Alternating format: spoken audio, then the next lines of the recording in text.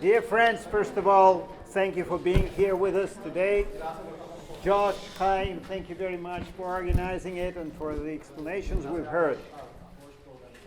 Though I do have to say that for me it's a sad picture, because I still recall how in my capacity those days, about 20-something years ago, as the chair of the parliamentary caucus of the Knesset caucus for the Golan Heights, while some irresponsible people in this country were seriously discussing the possibility of giving up the Golan Heights and passing them to the Syrian dictator, we created a parliamentary caucus. And I remember how we flew from here, from Atarot. It looked obviously very different. It was a nice small airport, and we took a small plane to the Golan Heights and back. So to see this picture is a very sad experience, because it shows that the road to hell is paved with good intentions. Those days everyone was talking about the Oslo agreements and the agreements signed and the future peace perspectives. Are these the results of peace?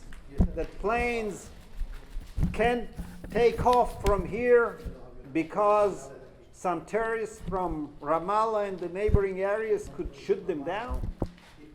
This is a very sad experience, and probably we have to learn some lessons from these attempts for the shortcuts.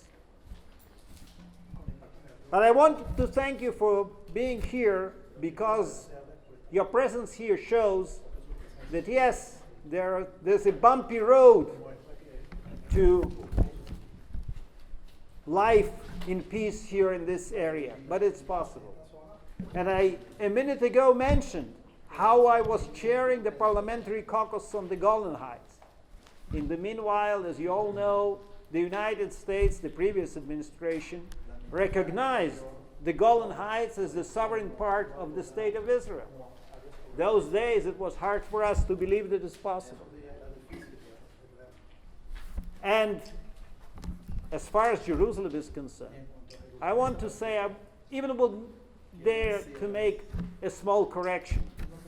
I don't know of any West Jerusalem or East Jerusalem.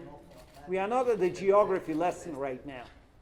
There is one Jerusalem, the united eternal capital of the state of Israel.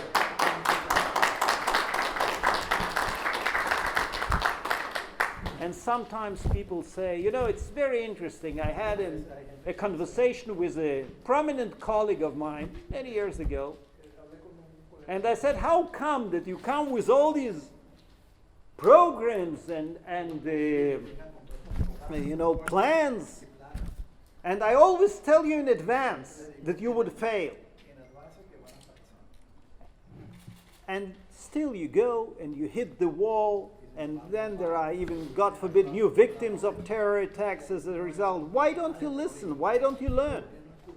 And she, or he, never mind, said to me, oh, it's so easy to be a pessimist in the Middle East. You somehow always turn out to be right. What the recent years teach us, that there is no need to be a pessimist. You just have to do the right thing. And the recent example is, I recall how just 3 years ago, and this is part of the question you asked, sir, why they tell us that it's dangerous to build here in Jerusalem. Because they are pessimists. I remember that before the American embassy was moved and reopened in Jerusalem, in our capital, so many people, serious people, prominent people, used to talk about how the Middle East will go on fire, how we will burn Jerusalem down. There will be no Jerusalem because we are crazy. We support the move of the American embassy to Jerusalem. Just think of the terrible things that will happen. Well, as Jews usually say, no. Anything happened? The American capital is here. Jerusalem is still standing. You don't have to be a pessimist. You just have to remember that we have long-living biblical historic rights to this land and to Jerusalem. And we have to continue, as I've said, we have to continue doing the right thing. And it's possible to do the right thing when we have true friends, when we have real friends. Not friends that on one hand, are supportive, and on the other hand, right now are sitting in Vienna, a nice city in Europe, capital of Austria, discussing the best ways to supply nuclear weapons to the Ayatollah's regime in Tehran as quickly as possible, as smoothly as possible. Terrible. The very idea is terrible. But I know we have true friends.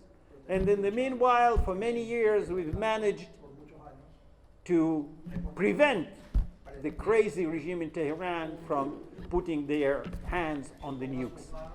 And we will continue doing so, whatever it takes. I sincerely hope that the international community will understand that this is not a road to nowhere, this is a road to hell. But if they weren't, Israel has always known how to defend itself. And we will continue defending ourselves whatever it takes. Because we just can't afford the situation when the regime in Tehran will have weapons of mass destruction, including nuclear weapons. We just can't afford it. And we will. And this is the message that I would love very much you to take to your countries, to our friends, and say this is something unacceptable for the very existence of the Jewish state, for the very existence of the state of Israel.